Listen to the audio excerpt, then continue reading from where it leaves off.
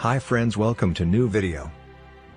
Gunmen opened fire on volunteer soldiers at a Russian military training ground in Belgorod, killing 11 and injuring 15.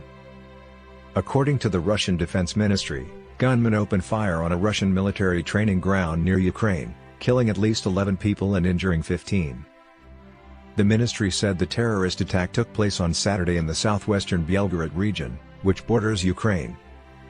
It said two assailants, a national of an unspecified former Soviet republic, opened fire on volunteer soldiers during target practice and were killed in return fire.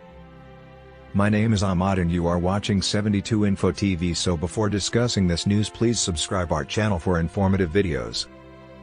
The shooting comes as President Vladimir Putin ordered a ramp up of Russian forces in Ukraine, a move that has sparked protests and forced hundreds of thousands of people to flee Russia.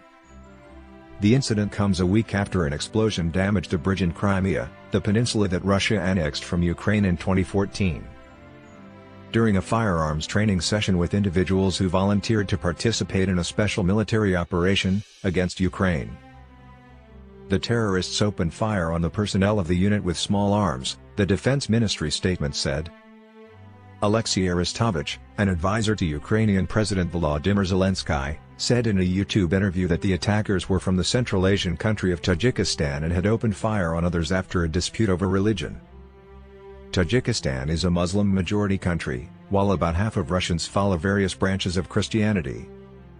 The Russian ministry said the attackers were from the Commonwealth of Independent States, a group of 9 former Soviet republics including Tajikistan.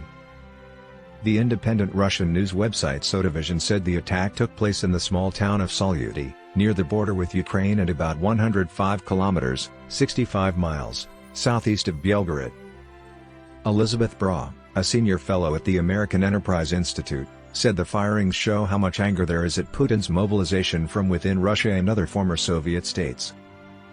Regardless of who the perpetrator was, it shows how poorly protected Russia's military bases are if someone can kill 11 soldiers on a base alone. And it also shows how unprepared the Russian authorities are. After one of the soldiers was shot, they could not even kill him.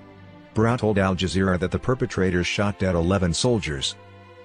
So it's really quite embarrassing. You can imagine if you're someone who's going to be called or you're worried that you're going to be called, you look at it and say, well, I better get out of the country by any means at my disposal, because I don't want to end up like this, she added.